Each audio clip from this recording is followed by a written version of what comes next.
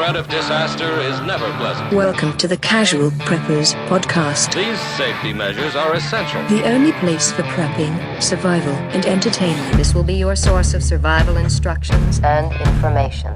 Every member of the family must be coached in the business of survival. Here are your hosts, Cam and Kobe. Yeah. We just started rhyming and making up our own words, which I'm very good at. We've been spitting verses, y'all. In the hearses with some... No curses. Nope. Not on this. Cameron, welcome to the podcast, buddy. Uh-huh. Dude, I'm really excited about today's episode. This is different. It's a little unique. It's definitely different. We're trying to take what we've learned, pull it into scenario, and see if we can kind of figure it out. You guys can join along. Yeah, we'll talk a little bit more about it right when we get started, but this is kind of a new thing for us. Yeah. We thought we'd throw it out there to see how it goes. Yeah, let's do that. Before we get to that, I got to tell you about Battlebox. It is the monthly subscription box for men, full of solid gear for adventure seekers, survivalists, outdoor enthusiasts, and casual preppers. Each month, Battlebox sends you the coolest selection of handpicked outdoor survival and everyday carry gear, all valued at far more than what you'd normally pay. You never know what's in the next box, but here is a sampling of what users received this month. The Battlebox Power Card. Taste that. Climate Versa Blanket. Touch that. Yeah, all this badassness. Don't taste the Battlebox card, by the way. All this badassness starts at just $34.99 per month. They've shipped over 1 million boxes and one best subscription box of 2020. Our listeners get a free knife when you sign up at trybattlebox.com/casualpreppers. You heard that right.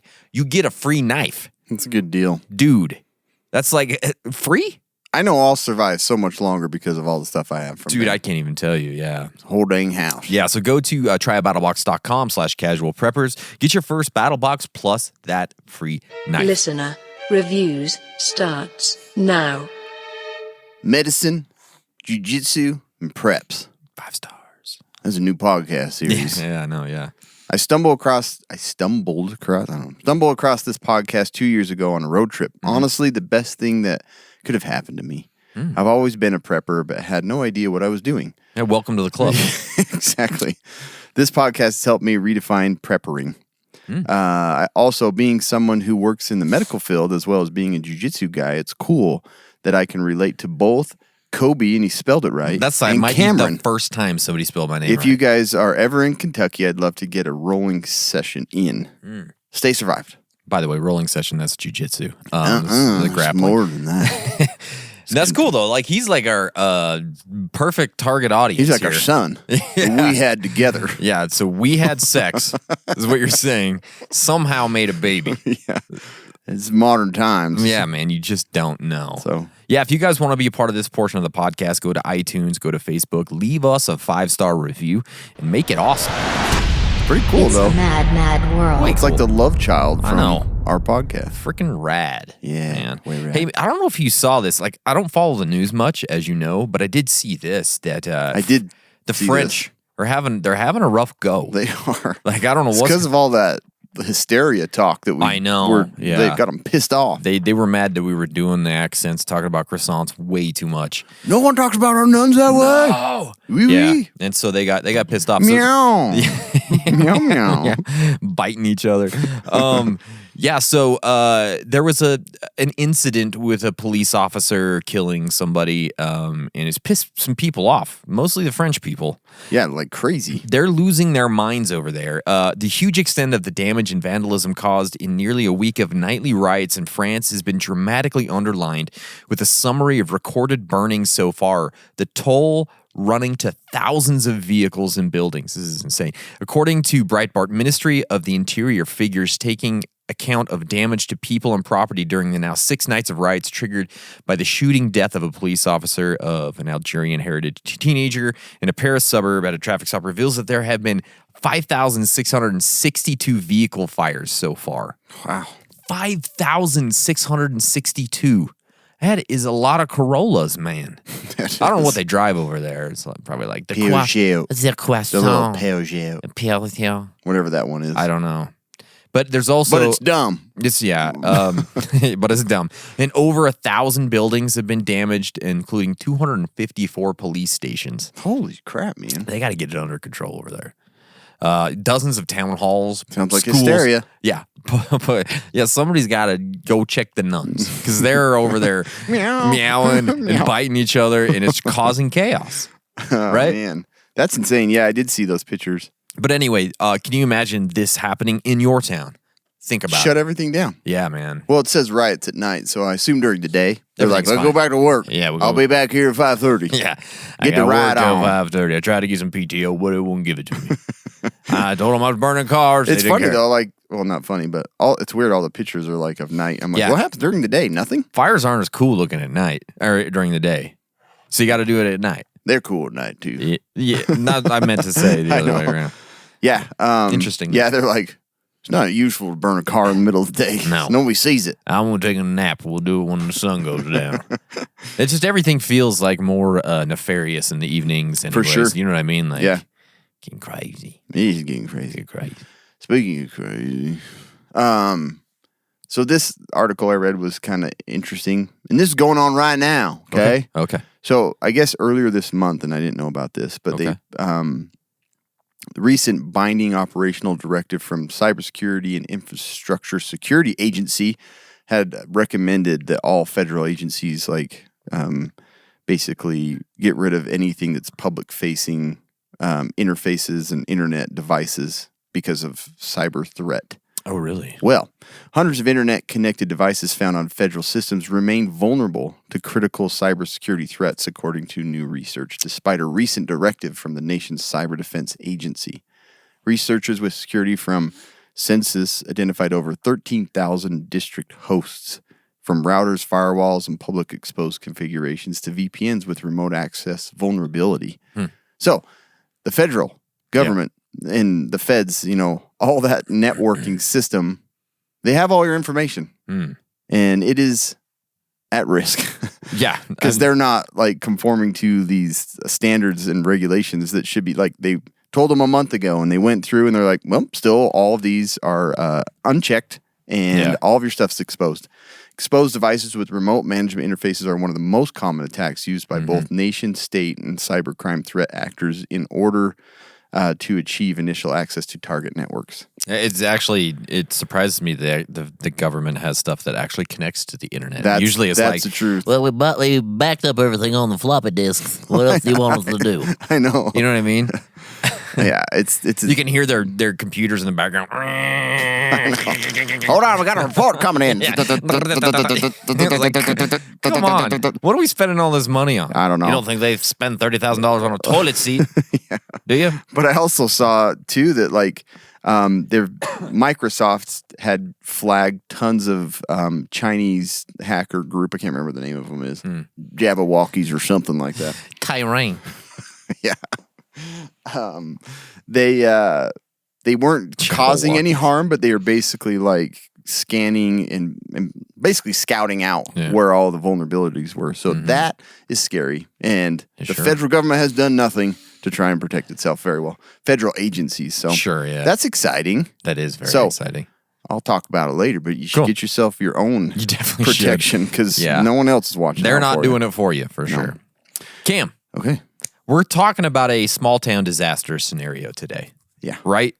We wanted to kind of explain what this is. So basically, we are going to lay out a scenario that could possibly happen. This is kind of an SHTF scenario. I actually have read about cases of this happening in small towns. So you kind of hit it pretty close to the same of I know up in Washington, there's a town that got kind of blocked off like this. Cool, yeah. So we're going to lay out this scenario. We have a little opener audio to kind of get you in the mood and to kind of understand what we're talking about. We're going to break it down. Then we're just going to kind of talk about what are the things you should be considering? What are the things that you should be concerned about in these situations? And then we're going to lay out a few possible plans on how to attack it, on how to survive it, on how to live through it without, injury and death and all that kind of stuff, right? And all the things that, some gear and stuff you should consider. We're not this isn't like a normal episode where we're let's talk about volcanoes, how to protect yourself and what's the plan. Yeah. This is you got thrown into this. You're not necessarily prepared. Yep. It makes you really think outside the box. Definitely. And then we'll kind of talk at the end, what kind of things did we learn going through this kind of thought experiment and all that kind of stuff. So I think this is going to be kind of I don't fun. want to live in this town. I hate this town. Yeah. So, anyways, we're going to do this. We're going to give you a little opener. It's going to be a couple of minutes here, and it kind of gives you an introduction on what we're talking about. You ready, Cam? Yep. Let's do it.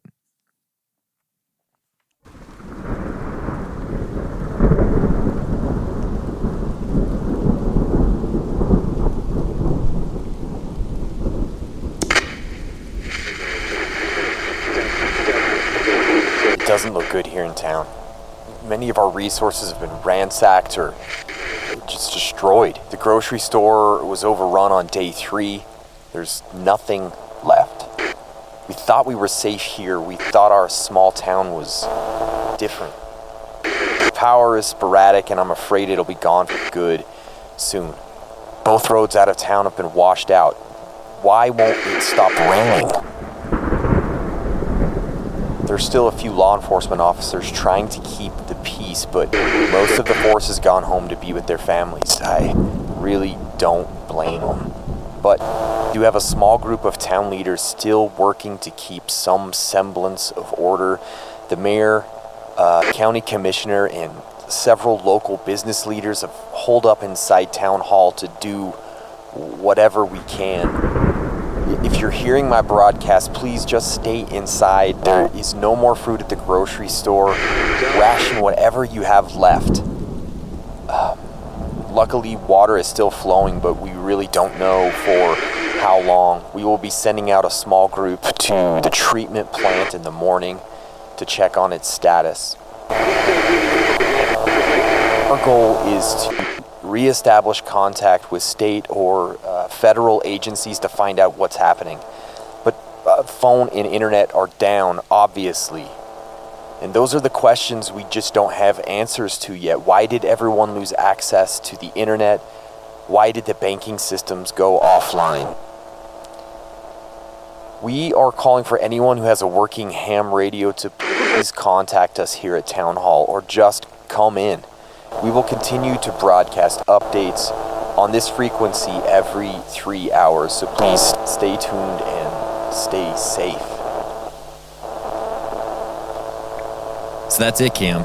That's the scenario we're kind of thrusting ourselves into, right? Yep. So, That's a taste of when the casual preppers broadcast. Yeah. And we start to govern our own town. Exactly. That's exactly what it'll be like, right? I don't know. It's just kind of fun to kind of consider this like, hey, this is a real situation. This is kind of what's going on. So let's kind of break down this scenario as we're telling it. You live in like a small town, middle America. Like this is small town. This is not like you're not living in Chicago. You're not even living in suburbs of Chicago. Yeah, you don't have Targets and Walmarts and all that stuff, right? Exactly. You have a small grocery store and like basic, gas stations, those types of things. A little town. Suddenly, internet and banking systems were taken offline. And that's probably the thing that sort of moved this to an SHTF scenario. If you can imagine if suddenly there's no internet, there's no banking. Like you said, it sounded like you said baking systems. Yeah, you cannot bake anything. I wouldn't live a day. I wouldn't either. Yeah. You're done baking. No, banking. So you can imagine what could happen and the chaos that would happen if that goes down, right? I mean, just those two things. It's insane how much, people don't carry cash. Yeah. Or places don't accept cash anymore. Sure. So they either got to, figure out how to do it in these gas stations or you're toast. You're toast, for sure. So obviously this causes panic. Anywhere this happens, looting, general chaos, that kind of stuff. So it's been 4 days since this started. We all kind of know that that 3-day mark is when stuff is about to really blow, right? Because most of the time in a grocery store, you only have 3 days worth of food for the area that it serves, right? Yep. So on top of that, this is what I kind of thought was interesting about this scenario is that there's also thunderstorms, really bad. It's been raining and it's actually washed out the 2 main roads out of town. And that might sound crazy, but there are small towns where it's you have 2 ways in and out. Yeah. So there was a town in Washington called Chehalis that I worked in, and they said that there was one time that they'd flooded on both ends of town. Wow. And they couldn't, and that was their main highway. They're right on I-5, but they couldn't go anywhere. Yeah. And so it's and they didn't have much there. So exactly. it's exactly what this would be like. Nice. Yeah. So I mean, like this isn't like completely out of the realm of possibility. This is something that could, plus you're also just dealing with a thunderstorm that's washed out roads, which is flooding and whatever else that brings, right? Yeah, and it's still going. It's like, yeah. And so that's on top of the looting and the no internet and the no information, that kind of thing. Like we talked about, the grocery store has been completely looted. There's nothing left there, right? You might have some goods and some food and stuff at gas stations. Canned dog food or something. Some Alpo somewhere maybe. Right. In other buildings or gas stations and things like that might be available, right? Power. Power's kind of in and out due to the storm and probably nobody really working the power station anymore because of whatever's going on, right? Water's still flowing, but that's sketchy. We don't know for how long that may, and with flooding, there's so many things in this scenario. So many things with water. Right. That's scary. Yeah. So you've got this small group of town leaders, like we talked about at the state of town hall. They're trying to establish contact with the outside authorities. That's the thing. If there's no phone, there's no internet, like how do you communicate? And they're like, hey, we're going to keep updating here on this local, station. And luckily you do have an emergency radio. So that's good, right? So you're getting some local information. There is some police officers out patrolling, trying to keep the peace. But if you've ever lived in a small town, they have like 2 police officers. Like that's it. Yeah. Right. And so if there's ever more help needed, they got to bring from outside, but you can't do that when the roads and are most of them have families. Like you said, it's just like, why be out there? Yeah. If like my family's at risk, like, yeah, I would be at home. For sure, right? So, like, they're trying to keep the peace, but it's definitely not enough. There's general, like, chaos, lawlessness, disorder. All that stuff is happening, right? It's like I'd mentioned before, in like World War Z, when he's in there in the grocery store and he like holds his hands up because the cop runs in, he's just getting baby formula. Yeah. I'm like, that's exactly what they're would happen. all real people, man. Yeah. They're like, I'm not going to be protecting the public during like just total chaos. Exactly. Like, it's kind of like their uniform probably in some ways helps them. It does. To like get through and they can get what they need, right? Yeah. So luckily you had a week's worth of food, and that's probably about typical for most people in a small town. Yeah. You have a week's worth of food and water. Luckily you do have some water flowing, but again, that's sketchy. You don't know for how long. So you're already 4 days into this scenario. So you have about 3 days left. That's all you've got, right?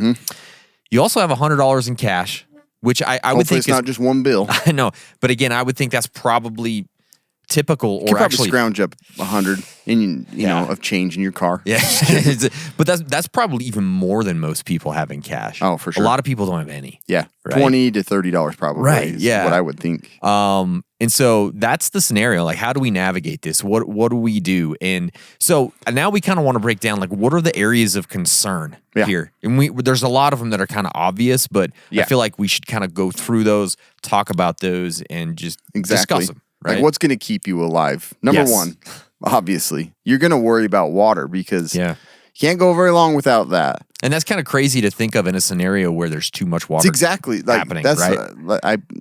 That's the thing that's so weird about flooding is just like I'm surrounded by water, but I could die of dehydration. Yeah. Because flood water is like about the dirtiest there is. You don't want to be drinking poop and oil, and it's got like dead things floating in it. Like, it's the worst. And for sure. Can it be cleaned? I mean, yes, but you're going to want to use like 3 methods. Yeah. And I don't know if you have those things. That's the thing. This is kind of like a normal everyday person. This isn't like necessarily you're not going to have your Sawyer Mini or your, so you can boil water. That's probably one of the first things. And I would be doing it if there was a disaster like this, roads were closed, people aren't regulating things, the water could probably be bad even though it's running into your home and looks normal. Yeah, I'd probably be boiling it. For sure. And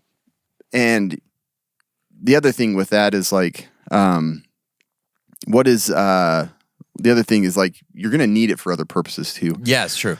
Yeah. You need your water for drinking, but then water's used in about, through our lives for cleaning and sanitation things. So, and I'll get onto the sanitation a little bit later, but that's the other thing is like, you need water for so many different reasons. Yeah. And that's why we've always talked about, like, if you can save some water that's specifically saved for cleaning and hygiene. Yeah. Right? Yeah. Not just for drinking. Yeah. Because we always just think about it for that. Exactly. Some of these small towns too, like I know quite a few towns in Wyoming where their water is brought to them. Yeah. So they have it in a tank. Yep. That could be good, that could be bad. Could be bad. Your tank's low, or it's a day Yeah. before delivery, and now you're really in trouble because you Right. don't have a well, Oh you don't my have gosh. somebody transporting the water to you, and you don't have running water to even filter. So That makes it even more. Yeah, that's pretty scary. terrifying.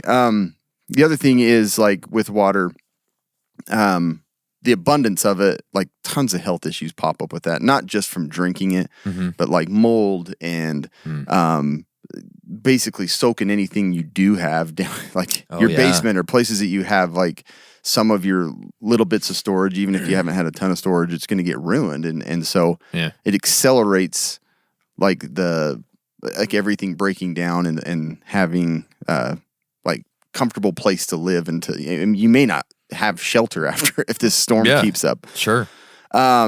So anything else with the water that you wanted to mention on there? No, I think that's about it, right? It's just like, what are you going to do? Like, are you going to go travel? Are you going to just try and boil all the water around you, or like Yeah. take the risk there?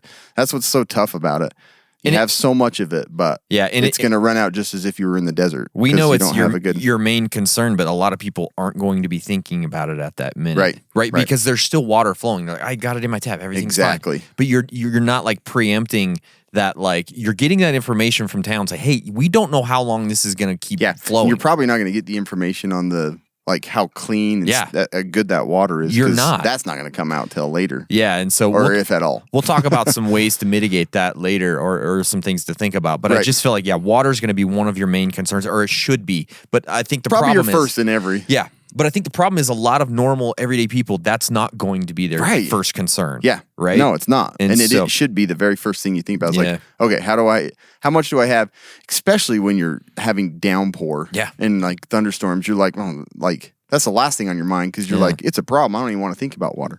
But yeah, again, you do have the rainwater that we'll talk about too. But Yeah, there are some different, there's a lot of different things here to but consider. it's the last thing, and it might stop raining at that point. It and you're could, still yeah. dealing with And flood. now you got standing water outside. So yeah, there's a lot of problems with water in this scenario. Food. So that's your next thing is like, how much food do I have?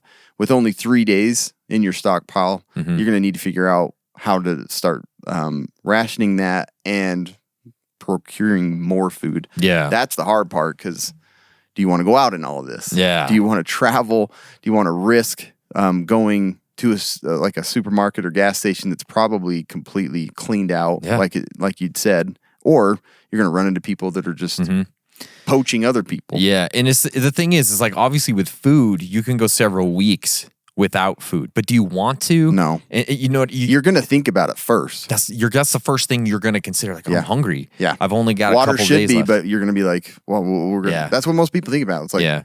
And it is important. Like, there's not a lot you could do if you go a couple days without food. You're severely, your energy's down. There's a lot of things that are going people on. start getting super crazy Right, yeah. without, with the thought of starvation, they start like thinking pretty irrational. That's when desperation comes in Yep. for sure. Is with starvation, right? And I remember in American Blackout, like the kid with the can of food, yeah. and they ended up just like, Yeah. it was attacked for it and ended up like bashing the guy's head in. Yep. And so options of where you're going to get more food is FEMA or Red Cross or the government going to drop food in? Are they going to bring something in? And do you wait for that? Do you It's a consider possibility. It is.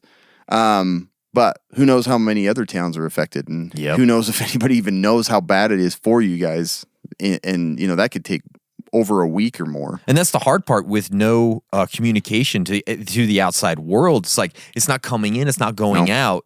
How do you navigate that? Right. It's very hard. And then going on to like, do you start considering scavenging through town, not from the stores because they're cleaned out, but going into other homes, hunting, fishing, depending on where you are possibilities. Foraging, maybe there's some berries, maybe you're lucky and it's a But raspberry. again, that it becomes even harder when everybody else. and with a crazy storm That's going true, on. too. Like, Yep. how do you hunt? Yeah. Or a lot harder. fish it's very hard. Yeah. And then considering trading and bartering, like what Yeah. do you have that you could use to trade and barter for more food? Or what do you think would be valuable? Like those are the things you're trying to like kind of sort out and figure out when it comes to food. The next thing is, like, how do you keep yourself safe, knowing that everybody's starting to lose their minds, starting to get uncomfortable? Other people are in your scenario or in the same situation where they don't have enough food and water. Are they going to start coming and threatening you to get more? This is the one that scares me the most. This one scares me too. Like, it's always like my concern. I'm like, well, what are my neighbors going to do? What's everybody in town going to be doing? You don't ever like to think about No. like the possibility of someone actually being a threat. Yeah. But with no law enforcement and with like people that are just completely desperate, hunger, you don't know what they're going to do. Right. And so you really have to start thinking about like, how safe are you and what things can you do to keep you and your family safe? Because again, at this point, you can't really rely on law enforcement in town because we've already said like there's maybe already just like 2 police officers anyways. One of them's probably at home with their family. Maybe the other one's trying to keep the peace, but 1 police officer for an entire, even if it's a small town, that's nothing. Right. Right. Like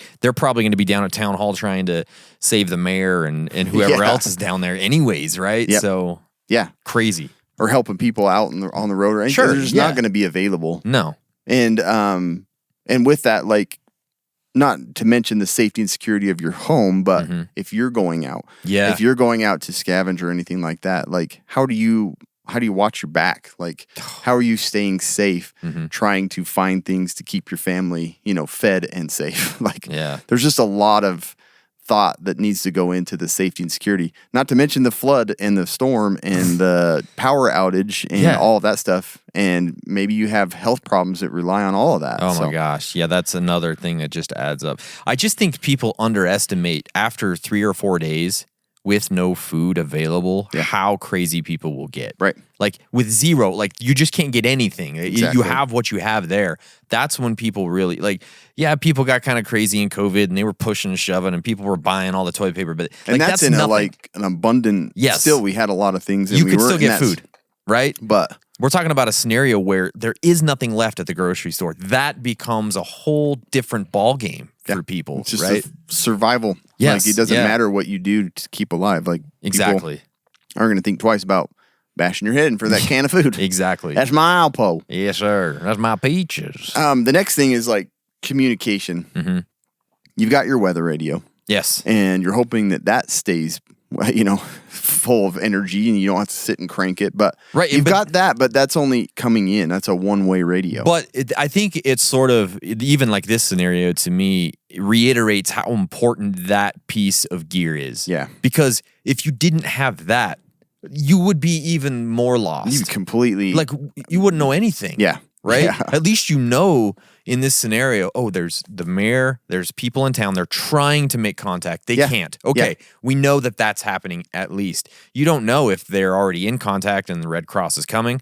If you didn't know that, you don't know. You might make a wrong decision. Exactly. Right? So, you may have a full-on like false sense of security and go out when it's completely, tornadoes coming through. Exactly. It's just so important to have that emergency radio. Like every home needs to have one, no matter what. Yeah. Right. And that's another thing that people lose their minds with is when there's no phone and internet. Oh my gosh. Like if they don't have that like immediate entertainment, immediate access to like that's where we get all of our information is from internet and phone. And if you don't have that, then you're completely lost and uncomfortable and you just start thinking and getting more, worked up about the whole thing and just make poor decisions. Exactly.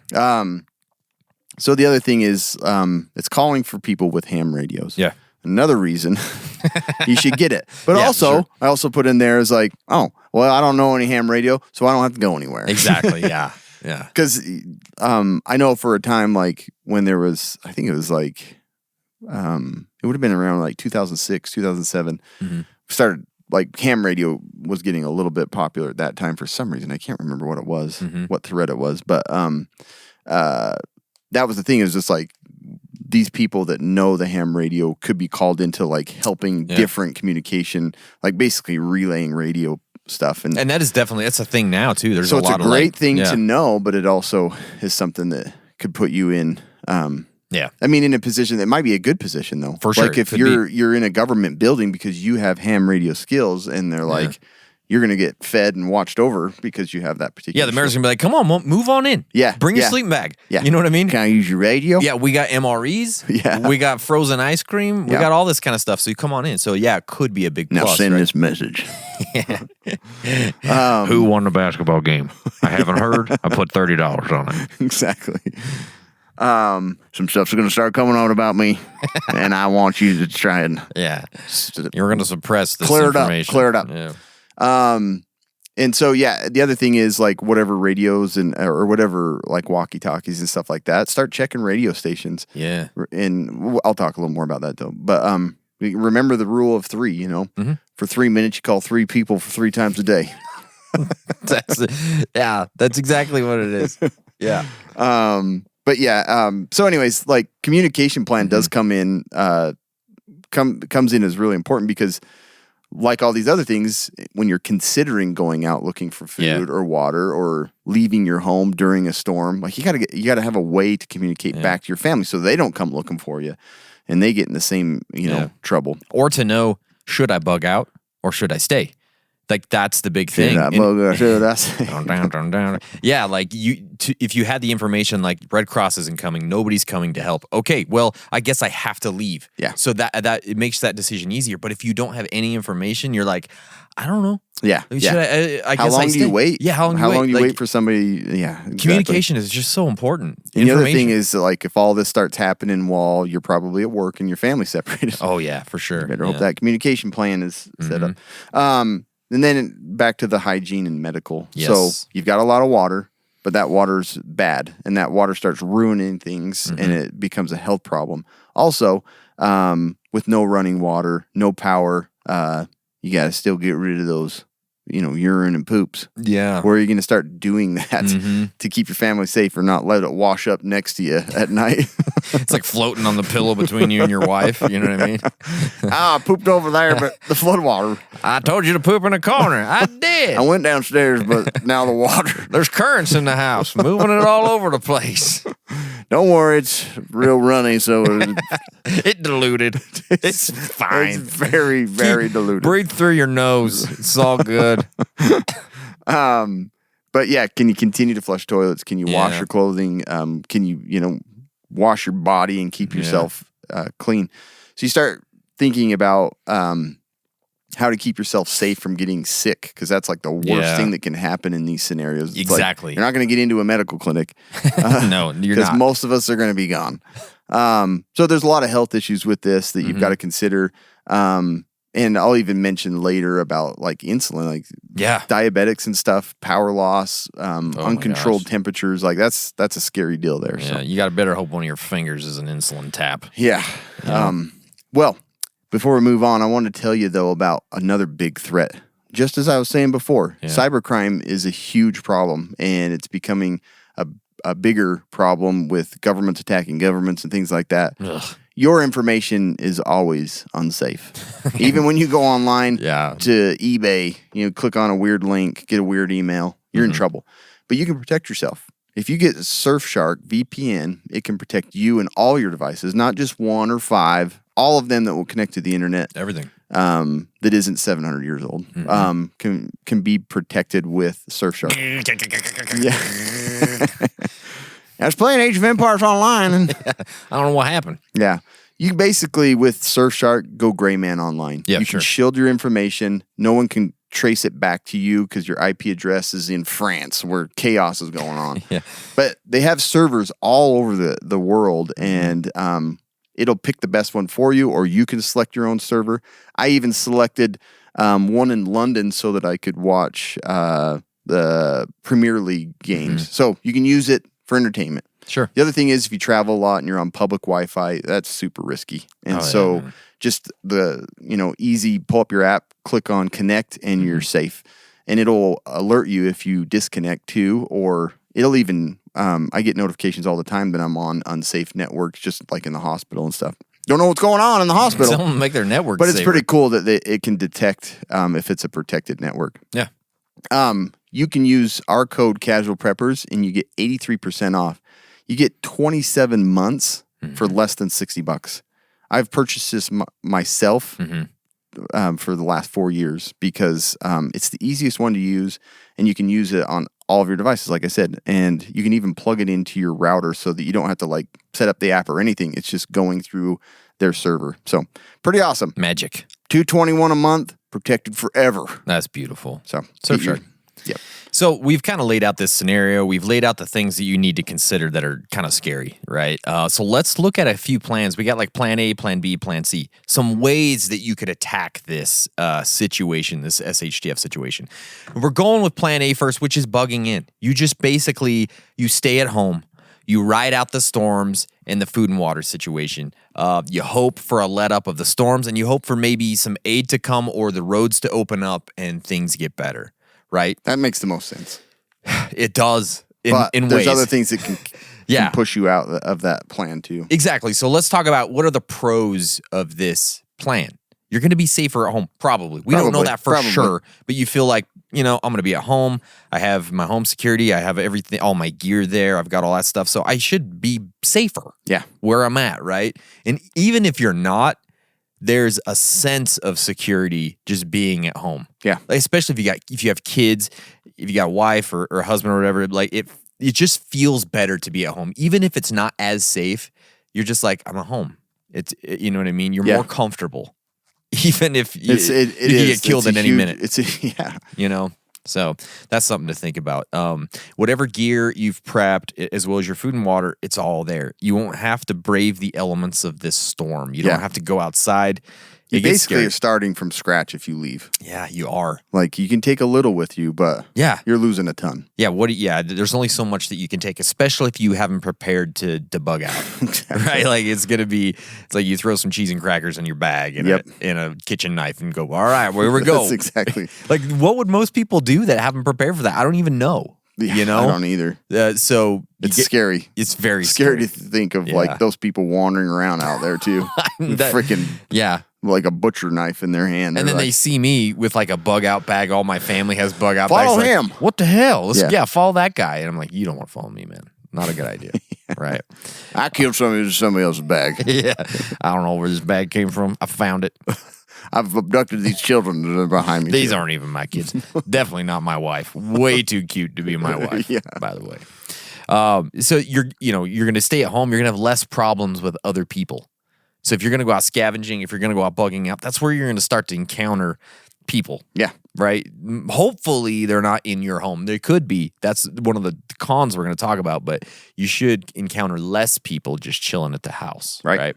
Most people are going to know of the threats in their towns. They know who the bad people are. They know where the threats linger. Good neighborhoods can be a huge asset to keep you safe. I feel like that too. Like, yeah. I'm pretty sure my neighborhood. Yeah. Like, I feel pretty safe in it. At least the majority of the people there, you know pretty well. I know which ones to get rid of. Yeah, real quick. Yeah, you're going to like go burn their house down like right away. Like, okay, that threat's Lightning gone. strike. Whoops. Too bad for you. But yeah, bring all your food out here on the lawn. All your water. Just in case. All right, I got a feeling. Oh, something bad's going down. But yeah, you kind of know your neighbors. Hopefully you've had discussions with them. Hopefully you're friends, you're friendly. And so for at least a short period, everybody's going to be kind of helpful to each other. That's the hope, right? Yeah. But you don't know. Long-term things could change. You can continue to monitor these updates that you're getting from Town Hall. You're going to get these broadcasts every 3 hours. It's not like very good in-depth information, but it's something. It's better than no information. When you go out there, unless you're bringing your radio along with you, you're really not getting anything other than this. Yeah. So those are kind of your pros there. There's some cons, though. There's some bad things about it. You could run out of food in 3 days and just die in your home. Right. Laying on your couch, right? I was safe. Nobody killed me, but I didn't eat anything. I didn't drink anything. Now I'm dead. It didn't work out the way you hoped. It didn't work out, yeah. Your water could just be gone. And if the water goes, it's going to suck. Yep. Staying there at home.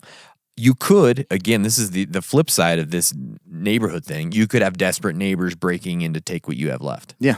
That's definitely a possibility, right? I mean, most people, if they're going to go break in somewhere, they're just like, they're right next door. I'm going to go in the middle of the night. I'm going to take whatever they've got. Yeah.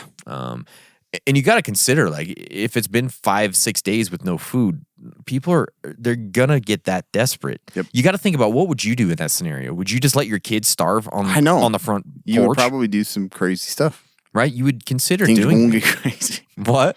It's gonna get crazy. Yeah, it's gonna get nuts, right? So you got to think about that. Flooding could become a problem. Your house could wash away. Yeah. You know what I mean? That could be a very bad situation. Yeah, there's a lot of small communities that are built like right on by the river. Yeah, And exactly. so it's like, well, okay, we got flooding. If that river goes over, We're in trouble. We're in big trouble. Yeah, it doesn't matter how much food you've prepared. It's now flowing down the river. So it doesn't matter. Right.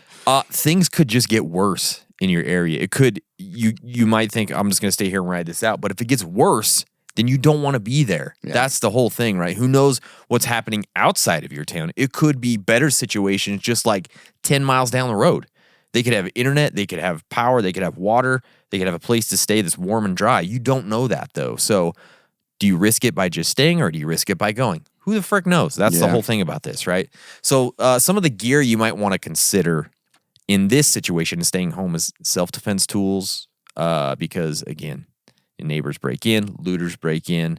Who knows? Yeah. You got to be able to defend yourself. Some weapons maybe that you have, like consider that shotgun. Sure. As one that's going to be sleeping next to you as well. Yeah, floating next to you. Floating next Right to you. in the turd water. The shotgun's still working turd You water. can come in. But everything in here is soaked in turd water. You want to risk it? Huh? You can, whatever you want in here. You want to risk it for the biscuit, Smells huh? and tastes like poo. Including me and my wife. Yeah. So you want to Our rape her? skin's soaked in it. You want to rape her? This is what you're going to get. Turd-soaked woman.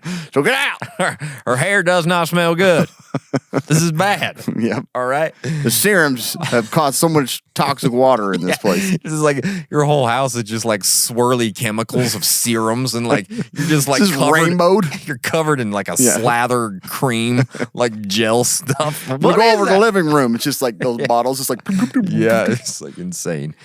So self-defense tools, alternate cooking methods. Like, we haven't really discussed this, but is natural gas still coming? That's true. Do you cook with electric? Right. Because when power's iffy and you have frozen foods, like Yeah, cooking is about your last chance of keeping that food safe for sure. from killing you. Yeah. So yeah. I didn't think about that. Some ways to cook some stuff. Alternate lighting. Again, if the power goes out, you got to be able to see stuff. You got to be able to see the poo floating next to you in the living room. First aid kits, that's a must. We know that. Like how much crazy crap's going to happen in floods and gotta have it. Meds. This is OTC meds plus your regular meds. I mean, frick, man. Again, Cam talked about, what if you got diabetes? What if you got anything else that needs a daily med? Oh, that's super scary. Your meds you could wake up and they're floating down the main street. You know? Now what do you do? Can you swim good and catch them? Yeah, I'll get a refill. Forgot to get my refill. God damn. But yeah, no, like it is a scary thing to think about. Staying in that could be also a target. Yeah. And so with those, we've talked about this before of like your home security plan of being, you probably want to try and get all of you in the same room, away from things. I can't get my whole body in the same room. All of you in the same room. Yeah, get all you in the same room. Come on, your elbow's still out in the hallway. I usually put my foot out the window just in case I need to jump. My tootsies need that night air. Seriously. All right. I stick my head out the window on a swivel.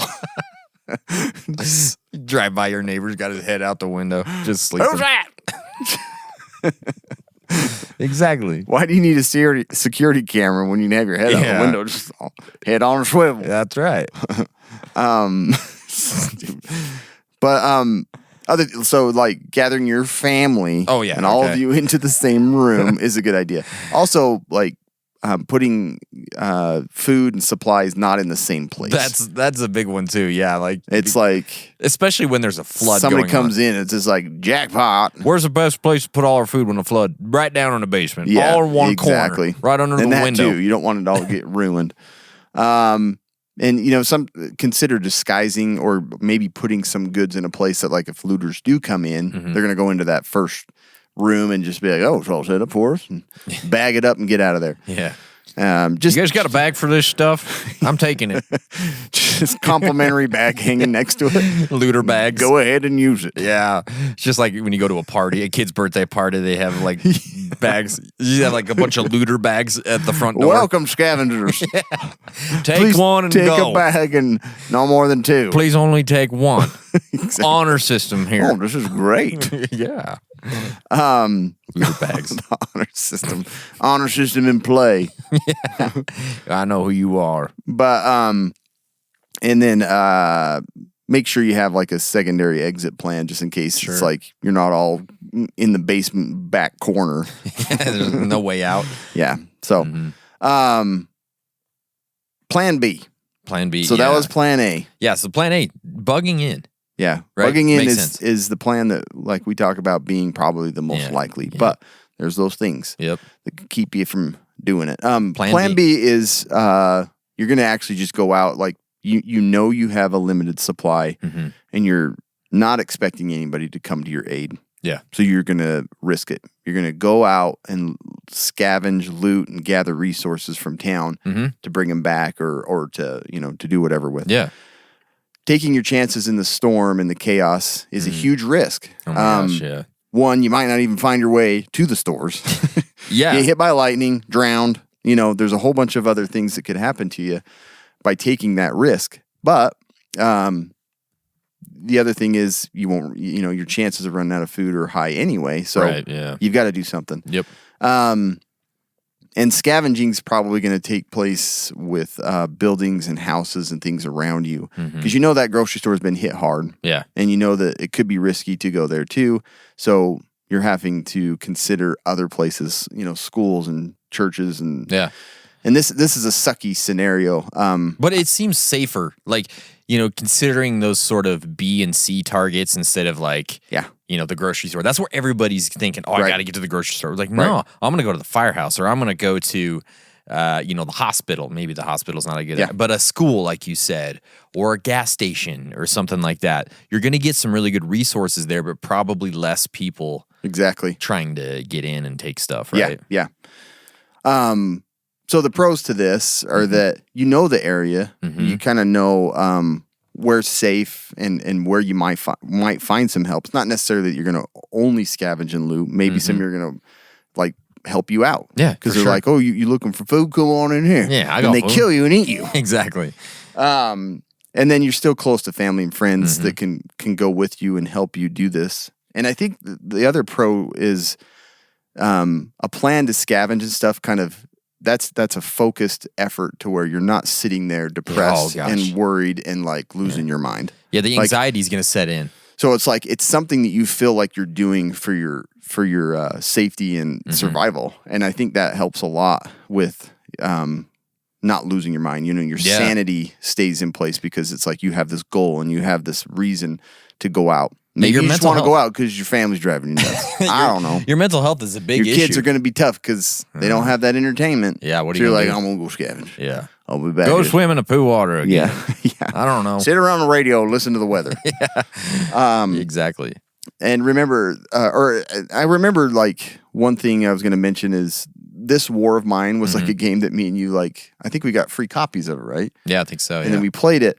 But there's things to think about with this. Is scavenging and stuff can have an effect. That's the con is that it can have an effect on your psyche, your psyche, because you're just like, I'm taking from somebody else that could have been all that they had, and now what's going to happen to them? Yeah. That's going to anybody that has a conscience is going to have that. I know like that a morality decision kind of thing. Yeah, in right? a scenario where you're trying to save your family and do what's best for them, you know that your what you do affects someone else. It's going to play on you. Sure. And so there's a con there too.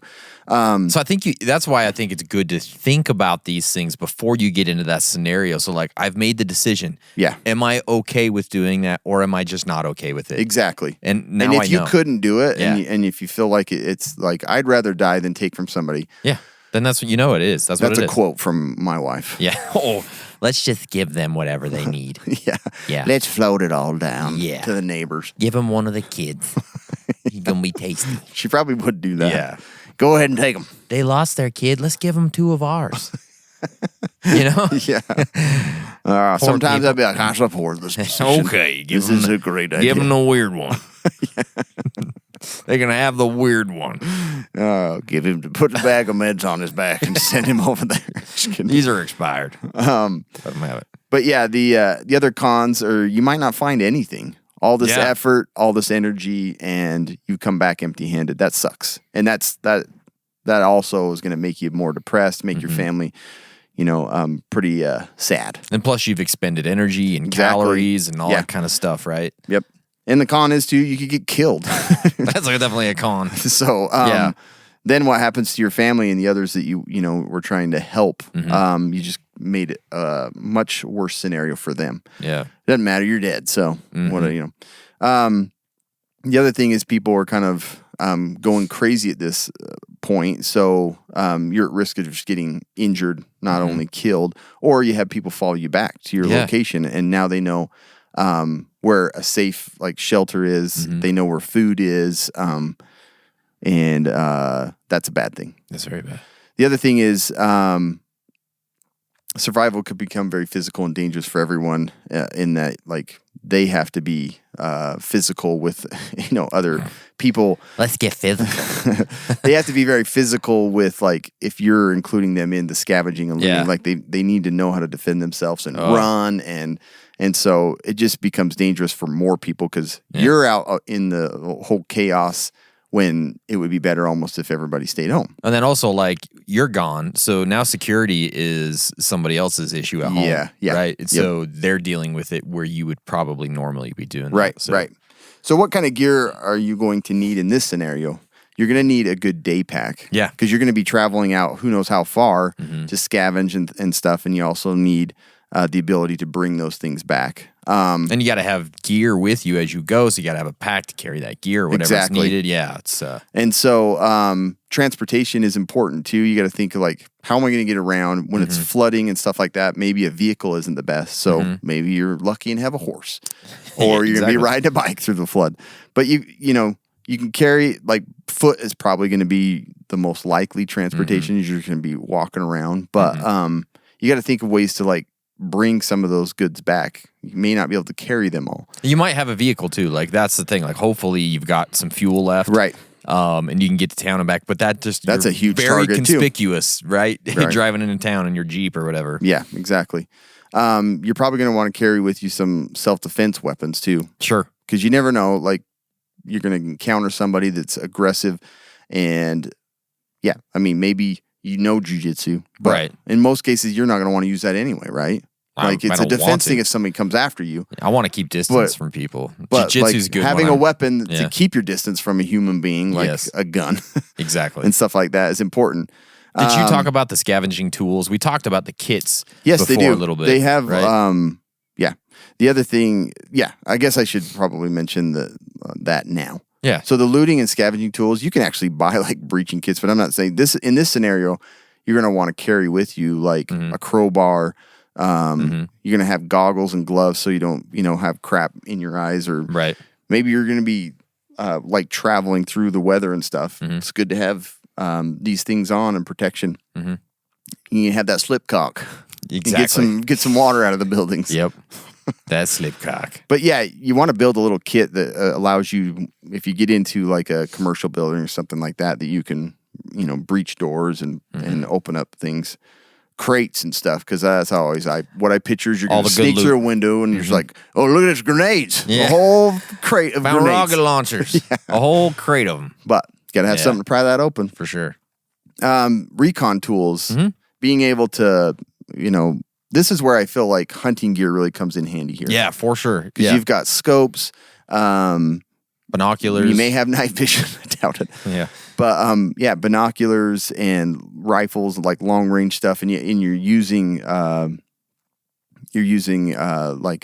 walkie talkies and stuff to communicate. An important thing with this is having somebody with you to actually scout it out with you and to watch your back as you're going through, because you don't want to be in the house and then a whole nother group that's scavenging come in behind you. Yeah, we did an episode. We did a long time way ago. Back, way we back. might need to do another we one. Talked about scavenging and having a scout with you and somebody to be on lookout while you're in doing your thing. You don't want somebody coming in when you're sifting through the panty drawer. You need to be doing that by yourself. Somebody out watching outside. Oh my God. What'd you guys say? I was just going to say, you got your walkie-talkie. It's like, we'll go radio silent here for a minute. I'm going to need about 7 minutes. I'll be back. That's my house. I want you out of there. What kind of weird stuff you're doing. And yeah, like being able to transport that stuff back, having somebody with you too. So there's just like this is a tough plan to have because there's risks. You got to have gear. Whatever gear you might have is probably not going to be that useful for a real strong like scavenging and looting plan. I mean, you might be able to get through it though. I mean, that's the whole thing. Like, yeah, maybe not. Right. We don't know. But yeah, let's talk about like other thoughts, like things to consider for this plan B. Yeah. Right? And I kind of put these in here from before, like water, with this plan B, you're probably going to be looking for food, number one. So I was going to talk about that one first. Hit up the grocery store still. I'd still like recommend probably going through those. That's what most people I think are going to go to because it's like, who knows what's still going to be left there that's useful. Yeah. So going there first and kind of seeing what's there, it is a risk. It's a big risk, yeah. Because there's going to be other people, but that's still the best location for the most food. So there could be stuff left over, rice bags, even pig's feet, animal food. That's what I always think. Like I'm going to find a bottle of pig's feet. Probably. But there's going to be stuff that's not taken. Pig's feet and sauerkraut, and that's what I'm eating for dinner. Grape They're going nuts. to be still sitting on the I'll shelf. go to my dad's house. He's got grape nuts. Yeah. The other thing is like frozen goods and stuff. If you can go and hit that store early, maybe this is your plan from the beginning. There's still stuff there that it's like if you can transport it back and cook it soon, then it's good. Yeah. You hope you could wait for another opportunity and find, no, what was I going to say there? Like bugging out. Yeah, bugging out. That might be more like the bugging out. This like one, wait, yeah. We kind of did these plans and I kind of moved them down. Yeah. But so with water, so if you like, that's the one thing that you could do is like if water's not functioning in your house, like if you do have a way, like go to those commercial buildings and you can usually use that tap on the side. Yeah. You want that slipcock. Yeah, you got to have that silcock key. But if you have like pliers or needle nose pliers, you can probably get it open and start, filling up some things from that location. You're also like whatever things that you can use to fill up, like a water bob is a nice thing, but I'd fill up a bathtub anyway. Yeah, if you don't have that, then you got that water there that you can, that's probably safer than the flood water. Exactly. And it's isolated in a bathtub. Before the water runs out, before it stops flowing, fill up anything you can. This is for scenario A and B. Yeah. If you're bugging in, you got to do it. If you're bugging in, but also scavenging, this you kind still of got to fits do into it. both. Yeah. Remember, there's water heaters that have standing water in them. The tank, I was like 20 gallons, 10 gallons, depending on the size. But that's water 40, that you can use. 50 sometimes. Yeah. Yeah. And then toilet, the back of the tank is clean water. The back of the toilet, guys. Yeah. Not the bowl. Yeah. Yeah. I wouldn't drink out of that. I wouldn't drink out of the that. The dog either. would, but not. Let the dog drink out of it. But the flush tank, that's something that you probably can, okay to let the kids drink out of it too. Yeah. So you maybe want to get that water out of there anyway and store it in some bottles and stuff before for sure. it gets too late and kids start pooping in the back. You never know. Yeah. You never know. But those are some things to kind of like think about during this for what you have. Like use the water that's in your house. Think about ways and where you can get water from if you're scavenging. The rainwater too, like it's raining. Oh yeah, I didn't talk about that. So you can start collecting that in whatever way you can, whether it's just like putting some glasses and some bowls outside to fill them up, or if you got a tarp. You probably want to start doing that. Garbage early. bags. I mean, there's so many ways to fill up some water that if it's rain and it's coming down, it's good clean water. Just get it right. Right. Right. That's another thing. And so some other things to think about. Remember, you do have that $100 in cash. I feel like in this scenario, I would try and use that, especially in that first week, wherever you can do it, whether it's for fuel or food or water or meds or whatever it is. I would probably use it in this scenario once you get to town, if you can, right? Like Cam talked about bartering or whatever, but the cash is still going to be useful 4 days into a scenario like this, people are like, well, yeah, I need cash. Cash is great, right? But who knows how long this scenario is going to last and how long that cash is actually going to be useful. So I would say in this first week, use it. Yep. Get the best you can for that cash and then move on, right? Right. I don't know. Yeah. And the other thing with the food is like, once you go to like I was saying, go to the grocery stores, before hitting up other houses, I'd probably be looking at schools and stuff because they have the cafeteria there, considering even like hospitals and stuff like that. Yeah. Places that have stored supplies and bags of food that you might not encounter so many people and or affect other people directly. Yeah. Even like businesses, like office space. And then there's always there's usually like a hotel or something in town. I'd go and check out or bust open any of those like the candy dispensers and stuff like that. So, but I mean, you're really this is probably the roughest plan, but it's one that there are options, and you might be able to collect more than you would just waiting around. Yeah. So I actually think C is probably the roughest plan in this scenario. Do you think That's so? me. Yeah. Yeah. So plan C, bugging out.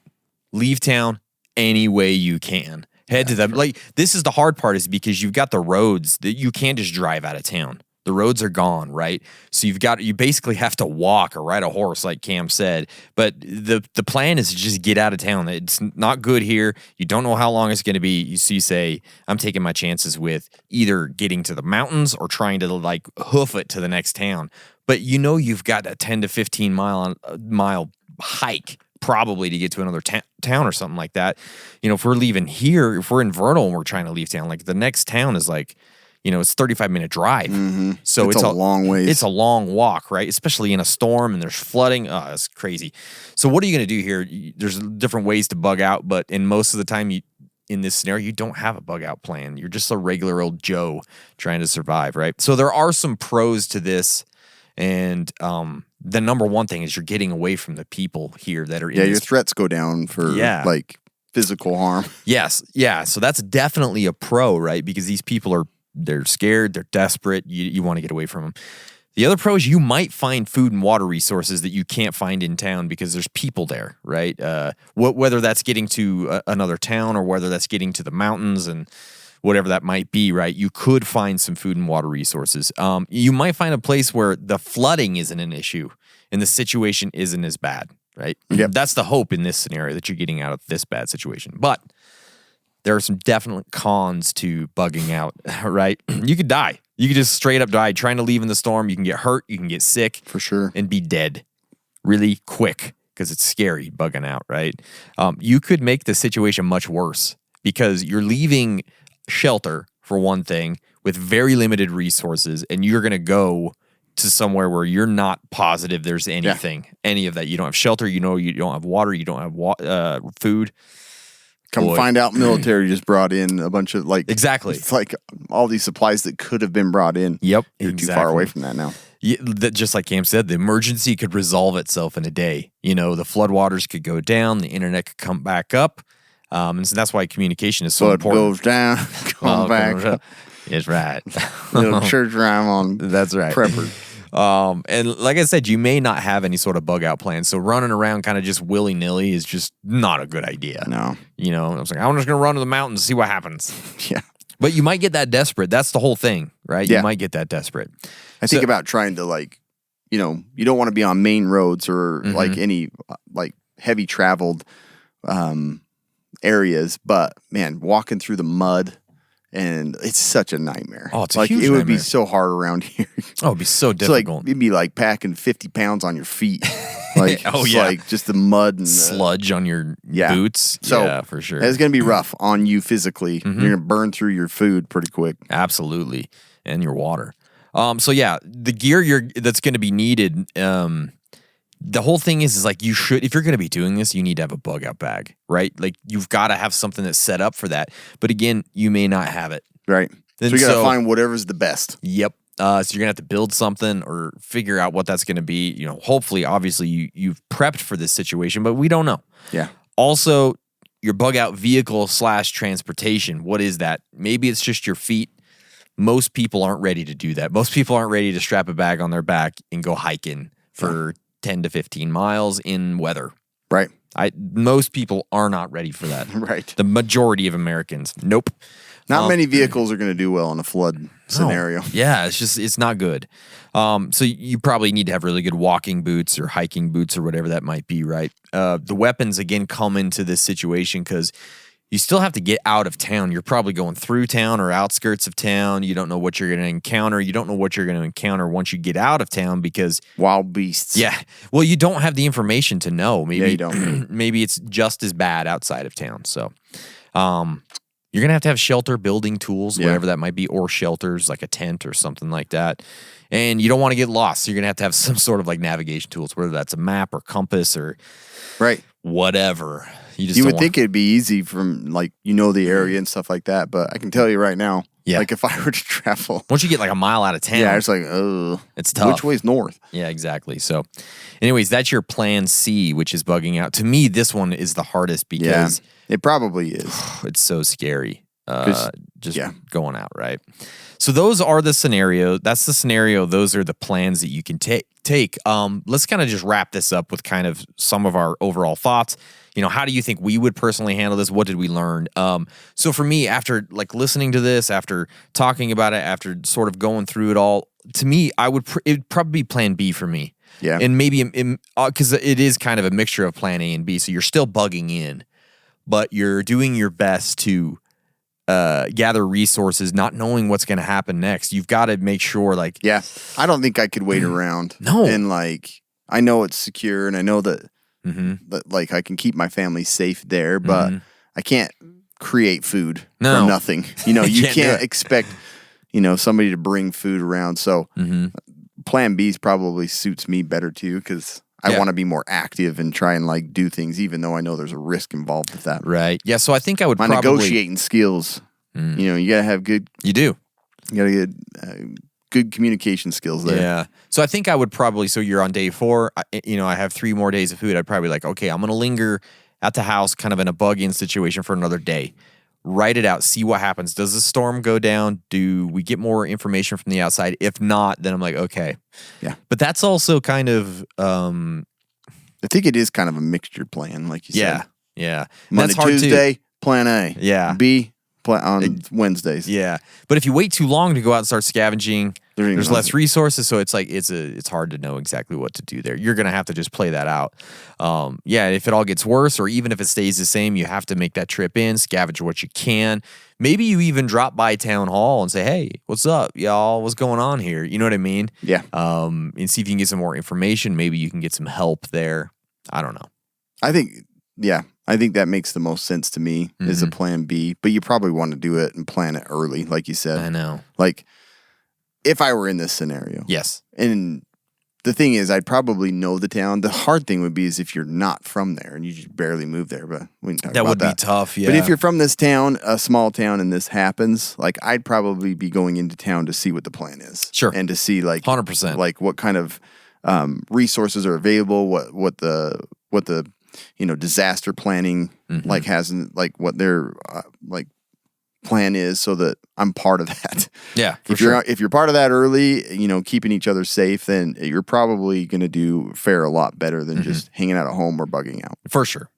Yeah, so I kind of want to just quickly say, what did we learn from this? Because I think this is a really interesting thought experiment to do this, to like lay out a specific scenario, because we don't do that a lot. Like, hey, this happened. Okay, now what do you do, right? So after this thought experiment, like, there's some things that I was thinking about afterwards. Number 1, to feel good about bugging out, I really have to have a plan. For sure.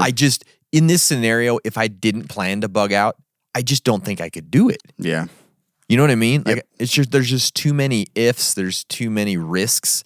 There's too much that could go wrong. I think I'm just staying home. Yeah. And I think that's probably what most people would do, because they just feel more comfortable at home. Right. So that's that's the scary thing. Like you're saying, you got to have this soon, because you can't decide this plan 3 to 4 days in. No. Things are going to change, and but you've got to come up with a plan early on, because like you said, resources are going to go down. Yeah. The storm could worsen. People become sick and stuff like that. So but the hard part is like we say that, but you get into a situation like this not knowing what's going to happen the next day. Like, I don't think through it enough. well, yeah, it's like, oh, yeah, we're cut off. Like ahead of time, I mean. Yeah, like we're cut off. Okay, well, we'll just do what we have to here at home. And that kind of goes on for a day or two, and then you're 3 days in or 4 days in, and there's no food at the grocery store. And you're like, oh crap, that happened fast. Right. So you weren't really thinking about, oh, what am I going to do in 4 days? Right. Right. So that's the really hard part. That's why we're preppers, though, that we have to consider that. Anyways, that's crazy. Another thing I was really thinking about on this scenario specifically that I don't think a lot of us consider is that it's hard to remember that scenarios can happen like this, the one we're talking about, where more than one or two big issues pop up at once. Yeah. Right? We always think of, oh, it's a pandemic. I have to worry about not getting sick. Oh, it's a volcano. I have to worry about not getting buried in lava.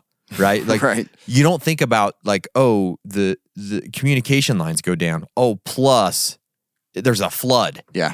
Like, that's all on top of each other, right? So you have to remember that it's like it multiplies the complexities of surviving when these things happen, right? Yeah.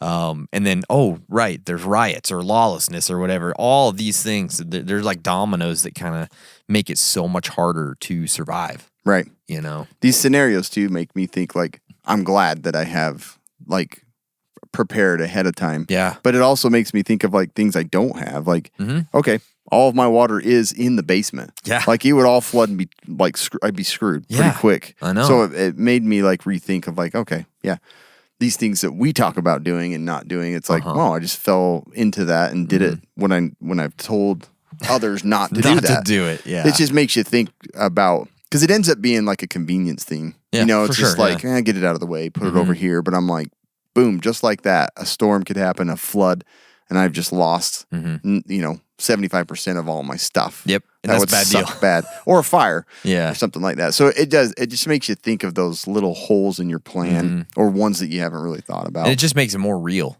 You know what I mean? sure. When you actually look at a specific scenario, like, oh, Yeah. crap. And it made That's me actually- think too, like, well, it's like, where would I get food if I was going out? Yeah. Obviously, I go to the grocery store first, but then I'm just like, where are there other places for food? You know, thinking about the schools, thinking about like getting them from those other locations. Yep. Something that I would never consider doing, but I might. You might, So you yeah. have to think about it a You little gotta- bit. It's yeah. like, if you have a plan ahead of people, then obviously you're going to get to that stuff first. So And it's funny too. The last thing I kind of like thought about and learned from this is like you always consider these things like, oh, that's going to happen in New York or LA or a big city. But because you kind of feel when you live in a smaller town like we do, you feel like you're isolated from those types of things happening. But just like Cam said, real world scenario. Is it Oregon or Washington or whatever you said? yeah, it was in Washington. The roads washed out. They couldn't go anywhere. That's like real the world. main highway Yeah. was flooded on both ends. Yeah. And So so they were like stuck there. I can't remember. It was several. It was like at least 7 days. that's crazy. Yeah, so like it's real. Like it can happen no matter where you live. You feel like, oh, I'm in a small town. I'm isolated. Like we all kind of think similarly. But all that goes out the window when it's been 4 days since you've had food. You know what I mean? And so it could go bad anywhere, not just big cities. You have to consider that. Yep.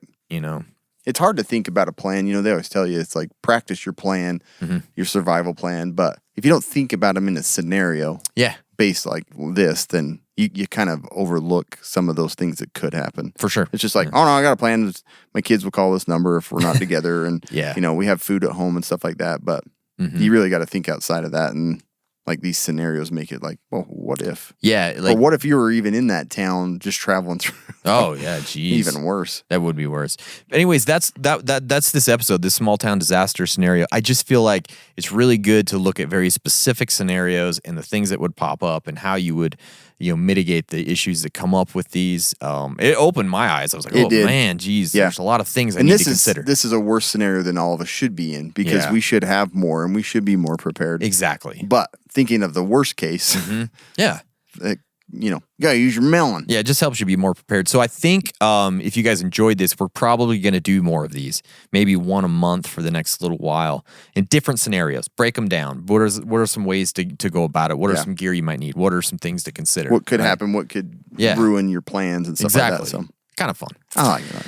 All right, guys, I got to tell you about Element. If you didn't know, electrolyte deficiency or imbalances can cause headaches, cramps, fatigue, weakness, all that stuff. As people want to be prepared and ready for anything, the last thing you need is something that will slow you down when you need to be ready the most. That's why we at Casual Preppers have teamed up with Element. That's LMNT. It's a tasty electrolyte drink mix. I can't tell you how much I love this stuff. You got to get past the first drink because you're like, holy crap, that's salty. And then you're like, oh my gosh, want that salt. my body wants this so bad. I had some grapefruit, had jujitsu last night. Driving home, I had about this much left, and I was just like savoring every sip as I drove home. So freaking good. Element is formulated to help anyone with their electrolyte needs and is perfectly suited to folks following a keto, low carb, or paleo diet. Cam and I, we believe that this stuff is perfect for bug out bags and EDC kits because you got to stay hydrated, especially if you're bugging out. Element contains a science-backed electrolyte ratio, 1,000 milligrams of sodium, 200 milligrams of potassium, and 60 milligrams of magnesium. Casual Preppers listeners can get a free Element sample pack when you make any purchase through our exclusive Casual Preppers link. The Element sample pack includes 1 packet of every flavor. What are you doing? Watching videos over there? Yeah, pulled up. I was like, oh no. They offer no questions asked refunds on all orders. You don't even have to send it back, you guys. This offer may be claimed by first-time and returning Element customers. You get hooked on it. Every single time you go back and make a purchase, you're going to get that sample pack. It's just like free stuff. That's so nice. This offer is exclusively available through our Element Partners link. Go to drinkelement.com/casual preppers and order through there. You can get it in all our link tree on social media or in the show notes for this podcast, you guys. Yeah. Element. Yeah, it's great stuff. I do crave it from time to time. Oh, I do too. Weirdly. I know, it's odd, and like obviously it's good for you, so it's better to be drinking that than other garbage out there. That's citrus. Oh man. my gosh.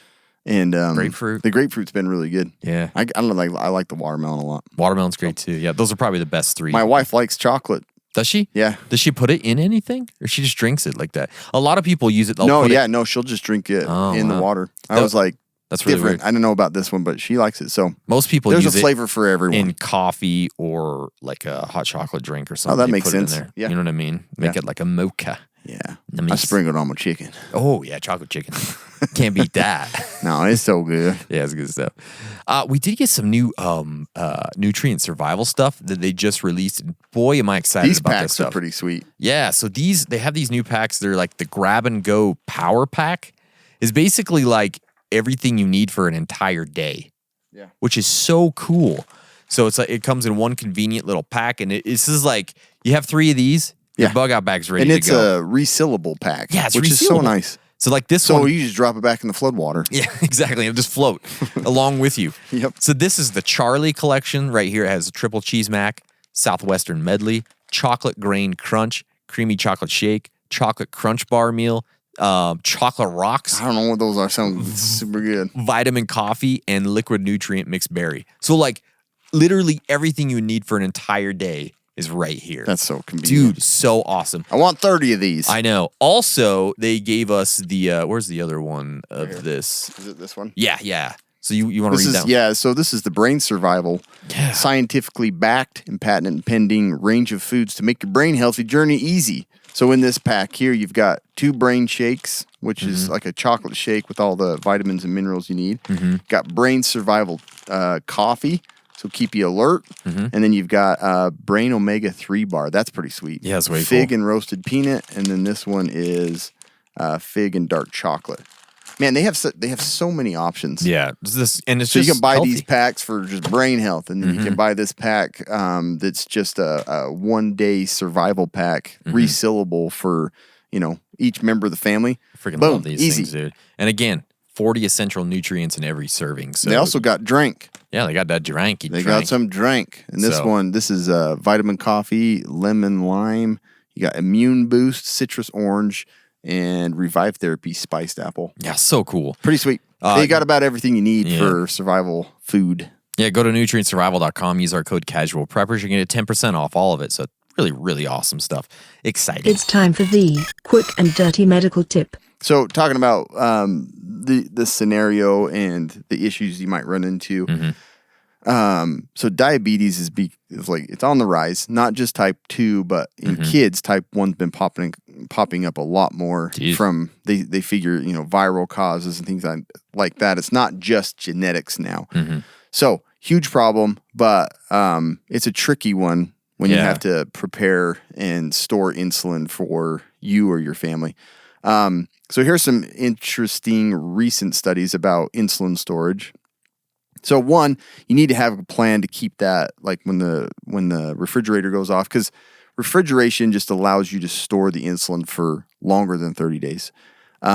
Most insulin at a decent temperature will stay good for 30 days. So you at least have that, but you need to have a plan to kind of like stretch out your supply. So solar generators are an option to prepare and have beforehand. Refrigerator that runs on propane, so you don't have to worry about electricity. Yeah. I have a solar generator that will run a small refrigerator. So is it a generator or a battery pack? Solar generator battery pack thing. Okay. Yeah.